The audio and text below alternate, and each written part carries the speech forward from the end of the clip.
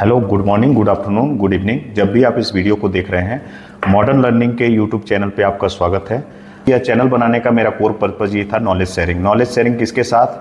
अपने कलीग के साथ, अपने सबऑर्डिनेट के साथ, जिनको मुझे ट्रेनिंग देना होता है, जिनको नए सिस्टम इम्प्लीमेंट करके मुझे ऑनलाइन माध्यम से उनको एक्सप्लेन करना होता है कि सिस्टम क्या है। और साथ ही साथ पब्लिक एट लार्ज जो हमारे वीडियो को देखते हैं उनके लिए भी कुछ ऐसे रेलिवेंट टॉपिक पे वीडियो बनाना जो डे टू डे लाइफ के, day to day working life के, day to day professional life में काम आते हैं। तो मॉडर्न लर्निंग जैसा सेल्फ एक्सप्लेन है कि मॉडर्न लर्निंग से वो टॉपिक मैं उठाऊंगा जो आजकल के एरा में, जैसे एआई बहुत ट्रेंड में है, एआई को अन्य टूल से कैसे कनेक्ट कर सकते हैं, कैसे यूज कर सकते हैं, एआई का इम्पोर्टेंस क्या है, एकदम लेमैन लैंग्वेज में मैं आपको एक्सप्लेन करने वाला हूँ, छोटे छोटे वीडियो बना के। जो भी मैं जानता हूँ और अच्छे से जानकर आप एक वीडियो के फॉर्मेट में आपको एक्सप्लेन करते हुए वो बताने वाला हूँ। क्योंकि आज के एरा में एआई को मैं बार बार मेंशन ये इसलिए कर रहा हूँ कि आज का जो एरा है वो एआई अगर आपने अडॉप्ट नहीं किया, चाहे आप जिस फील्ड से हों, अगर आप स्टूडेंट हो फिर भी, अगर आप वर्किंग प्रोफेशनल हो फिर भी, अगर आप यूट्यूबर हैं, अगर आप कोई भी प्रोफेशनल हैं, तो एआई आज के दौर में आपको जानना बहुत ज़रूरी है।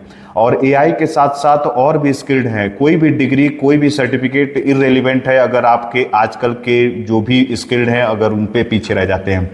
आज का टॉपिक ये है कस्टमर केवाईसी। कस्टमर केवाईसी से मेरा मतलब है मेंटेनिंग और collecting data, collecting and maintaining data, जिससे आप कोई रेलिवेंट डिसीजन ले सकते हैं। तो कस्टमर केवाईसी उन सभी ऑर्गेनाइजेशन को ज़रूरत है जो डायरेक्ट कस्टमर से डील करते हैं। डायरेक्ट कस्टमर से डील करने का मेरा मतलब ये है कि चाहे वो मोबाइल शॉप हो, चाहे स्टेशनरी स्टोर हो, चाहे कोई भी, अगर आप किसी भी फील्ड में जुड़े हों, प्रोफेशनल, वर्किंग प्रोफेशनल हो, फ्रीलांसर हो, आपको कस्टमर केवाईसी रखना चाहिए ताकि आप यह देख सके कि आपके जो परचेज कर रहे हैं उनका बाइंग बिहेवियर क्या है। अब केस ये है कि अगर कस्टमर केवाईसी ना रहे एक ऑर्गेनाइजेशन में तो दिक्कत क्या होता है? दिक्कत ये होता है कि आपके पास कोई ऐसा डेटाबेस नहीं है जिसके बेसिस पे आप कोई डिसीजन ले सकते हैं। आपको किसी भी कस्टमर के, किसी भी एरिया ऑफ द कस्टमर के का कोई डेटा नहीं है जिससे आप कोई बाइंग बिहेवियर, अपना सेल्स ट्रेंड, कोई भी प्रमोशनल कैंपेन चलाना हो तो आप कोई ऐसा डिसीजन ले सकें जिससे आपके सेल्स में इंप्रूवमेंट हो। ये है कि एक डिस्ट्रीब्यूशन चैनल में हमें कस्टमर केवाईसी के डेटा, कस्टमर डेटा की जरूरत क्यों पड़ती है?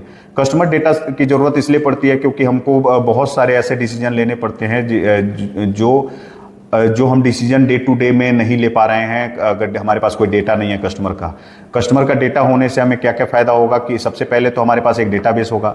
दूसरा फ़ायदा ये है कि हम एक सेल्स ट्रेंड क्या है हमारा, किसी पर्टिकुलर कस्टमर का बाइंग बिहेवियर क्या है, बाइंग पैटर्न क्या है, टॉप कस्टमर्स हमारे कौन कौन से हैं, हम कोई सेल्स स्ट्रेटजी नया इंप्लीमेंट करने जा रहे हैं, चाहे कोई नया ऑफर इंप्लीमेंट करने जा रहे हैं, तो हम डायरेक्ट कस्टमर से टॉक कर सकते हैं, डायरेक्ट कस्टमर को मेल कर सकते हैं, डायरेक्ट कस्टमर को व्हाट्सएप कर सकते हैं, डायरेक्ट कस्टमर को मैसेज कर सकते हैं, सोशल मीडिया के तौर पे हम टारगेट कर सकते हैं पर्टिकुलर कस्टमर को।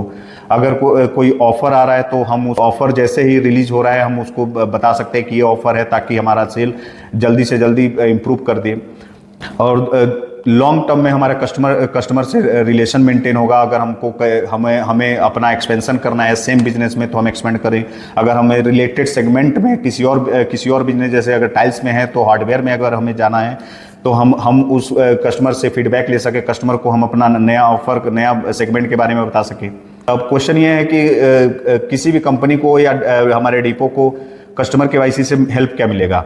कस्टमर केवाईसी से हमें हेल्प ये मिलेगा कि हम आपको ट्रेंड एनालिसिस करके देंगे कि कौन सा कस्टमर इस मंथ में खरीदा, पिछले मंथ में खरीदा था, इस मंथ में नहीं खरीद रहा है, या कौन सा कस्टमर का बाइंग ट्रेंड में गैप है। तो ये सारी चीज़ें हम आपको एनालाइज करके देंगे ताकि आप टारगेटेड कस्टमर के पास जाके अपने भी जो भी प्रमोशनल ऑफर्स हैं या जो उनके प्रॉब्लम समझ सकते हैं। हो सकता है कि उनका कोई क्वेरी हो या कोई शिकायत हो, जैसे कि क्वालिटी, जैसे कि प्राइस, ताकि हम उस अकॉर्डिंगली कोई डिसीजन ले सके। अब हमने जो कस्टमर केवाईसी इम्प्लीमेंट किया है वो गूगल फॉर्म में इम्प्लीमेंट किया है, जिसमें आप लैपटॉप से, मोबाइल से आप कस्टमर के पास विजिट करके, आप अपने डिपो पे बैठ के आप व्हाट्सएप पे डेटा मंगा के कर सकते हैं। तो आपका जो कस्टमर के डेटाबेस रहेगा आपके गूगल फॉर्म से लिंक रहे, गूगल शीट से लिंक रहेगा। जैसे आप गूगल फॉर्म फिल करेंगे आपके गूगल शीट पे रिफ्लेक्ट हो जाएगा और आप उस जो भी आपका ड्रॉप डाउन है वो अकॉर्डिंगली बन जाएगा आपके डेटाबेस के आधार पे। तो अभी तक दिक्कत ये हो रहा था कि हम किसी पर्टिकुलर कस्टमर का कभी मिस्टर लिख दे रहे थे, कभी सरनेम लिख रहे थे, कभी सरनेम नहीं लिख रहे थे। मतलब कई तरह से हम एक कस्टमर का नाम लिख रहे थे अपने गूगल शीट में, जिससे क्या होता था कि हमें एज अ डिसीजन मेकर ये समझ में नहीं आता था कि ये तीनों जो नाम तीनों चारों नाम हैं क्या एक ही हैं, क्या अलग अलग लोगों के हैं, तो कोई डिसीजन नहीं बन पाता था। और उससे भी बड़ा फायदा ये है कि जो भी इंसेंटिव प्लान हमारे चल रहे हैं डिपो मैनेजर के लिए, डिपो के सेल्स पर्सन के लिए, हम इजीली ट्रैक कर सकते हैं, इजीली कैलकुलेट कर सकते हैं कि ये पर्टिकुलर कस्टमर इस पर्टिकुलर डिपो मैनेजर का है, इस पर्टिकुलर सेल्स मैनेजर का है, ताकि हम अकॉर्डिंगली इंसेंटिव को और इफिशियंट बना सकें। कि हमें क्या क्या इन्फॉर्मेशन की जरूरत है कस्टमर केवाईसी करने के लिए। बहुत नॉर्मल सा इन्फॉर्मेशन चाहिए। सबसे पहले कौन केवाईसी कर रहा है उसका नाम, डिपो आपका क्या है, अभी मैं आपको करके दिखाऊंगा इस वीडियो में, आपको आगे देखने को मिलेगा कि कैसे आप कैसे केवाईसी कर सकते हैं। उससे पहले मैं बता दूं क्या क्या रिलेवेंट इन्फॉर्मेशन की जरूरत है। तो सबसे पहले जब आप गूगल फॉर्म ओपन करेंगे तो कौन फिल कर रहा है, मतलब किस पर्टिकुलर सेल्स पर्सन का वो कस्टमर है, वो उसका नाम, क्या आपका डिपो है वो, उस कस्टमर का नाम, उसका टिन, उसका मोबाइल नंबर, उसका ईमेल आईडी, अगर उसका शॉप है, उसका जो भी डिस्ट्रीब्यूशन चैनल है, उसका जो भी एजेंसी है, उसका फोटो, और बस यही छोटे मोटे रिलेवेंट इन्फॉर्मेशन है। अगर आपने उसको कुछ फैसिलिटी दे रखा है जैसे in the form of stand, in the form of banner, in the form of painting, what ever, आप उसका फोटो क्लिक करके वहाँ पे रख सकते हैं, ताकि हमको यह पता रहे कि इस कस्टमर को स्टैंड दिया गया, इस कस्टमर के लिए हमने वॉल पेंटिंग कराई है, जो भी कुछ। तो ये सिंपल सा इन्फॉर्मेशन है जो आपके पास, मुझे लग रहा है कि कहीं ना कहीं किसी न किसी फॉर्म में पड़े होंगे, लगभग 100 कस्टमर के तो एटलीस्ट पड़े ही होंगे। तो उसी को आपको डिजिटल फॉर्म में लेके आना है, ताकि हम आपके लिए कोई डिसीजन बना सके, कोई एनालिसिस कर सके, आपको बता सके कि किस कस्टमर को आपको टारगेट करना चाहिए, किस कस्टमर से आपको ऑफर के साथ बात करना चाहिए। कभी कभी क्या होता है, बहुत सारे कस्टमर हमसे बहुत अच्छा परचेज कर रहे होते हैं, लेकिन वो धीरे धीरे छूट जाते हैं क्योंकि हम उनको अच्छा प्राइस नहीं दे पा रहे हैं। अच्छा हो सकता है कभी क्वालिटी कंसर्न भी हो, तो खैर modern tiles no doubt quality के लिए तो जाना जाता है, लेकिन कभी कभी क्या होता है कि कंफ्यूजन भी हो जाता है क्वालिटी को लेके। कोई एक बैच किसी रीजन से खराब हो गया तो वो अलग विषय है, लेकिन कभी कभी कंफ्यूजन बस भी ऐसा कुछ हो जाता है जिससे हमारे कस्टमर टूट जाते हैं। ताकि हम आपको एनालिसिस करके बताएंगे ताकि आप उनसे रीच कर सके, उनसे यह फीडबैक ले सके कि आखिर क्या रीजन है कि आपने इतना अच्छा हमारा आपका रिलेशन चल रहा था, अभी आप हमसे परचेज नहीं कर रहे हैं।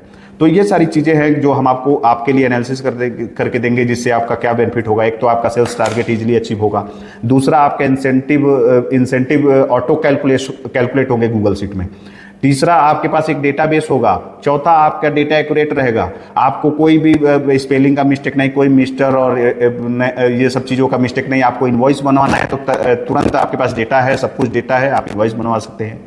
तो कस्टमर रिलेशनशिप बिल्ड होगा, आपका बिजनेस स्ट्रांग बनेगा, आप एक्सपेंड करेंगे, डे बाय डे इंप्रूव करेंगे, आपका इंसेंटिव बढ़ेगा। ये सारी चीज़ें बहुत आपको हेल्प करेंगे कस्टमर केवाईसी से। अब केस आता है कि कस्टमर केवाईसी फिल करते टाइम आपको क्या क्या ध्यान देना है। सबसे पहले एक ही बात ध्यान देना है कि डेटा एक्यूरेसी, जो भी आप डेटा नाम, टीन, वॉट एवर आप मेंशन कर रहे हैं उसमें डेटा एक्यूरेटली मेंशन करें, ताकि एक बार सेव हो जाए वो डेटा आप बहुत लॉन्ग रन में यूज कर सकते हैं।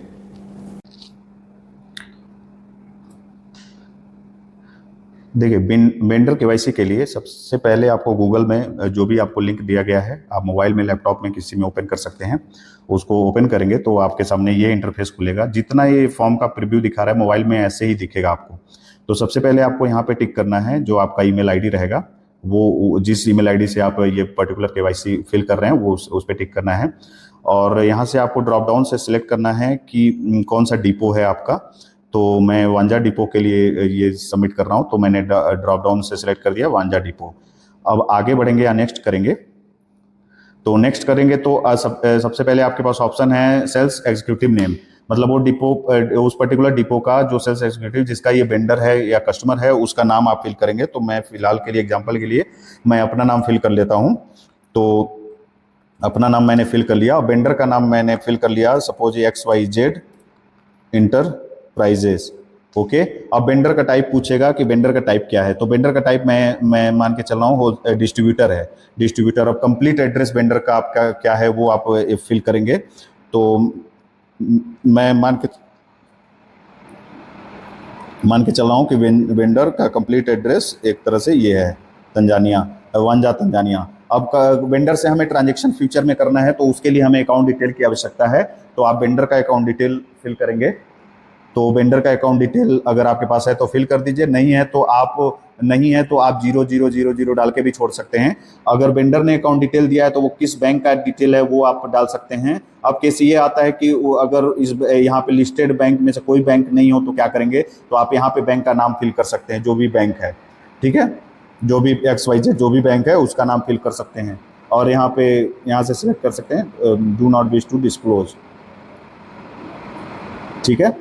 और फिर टिन नंबर वेंडर का डालना होता है, तो टिन नंबर आप डालेंगे। अगर एक केस ये आता है कि अगर आपके पास टिन नंबर फिलहाल के लिए नहीं है तो यहाँ पे आप 000 डाल के भी आप इसको आगे बढ़ सकते हैं, लेकिन टिन नंबर जरूरी है। तो टिन नंबर जरूरी है, तो आपको टिन नंबर डालना मैंडेटरी है। फिर ओनर का कॉन्टैक्ट नंबर आपको डालना है। अगर ओनर डिस्ट्रीब्यूटर बड़ा है तो उसका मैनेजर का कॉन्टैक्ट नंबर डालना है। अकाउंट्स डिपार्टमेंट का कॉन्टैक्ट नंबर डालना है। फिर शॉप का जो फोटो है आपको फोटो क्लिक करके आपको डाल देना है।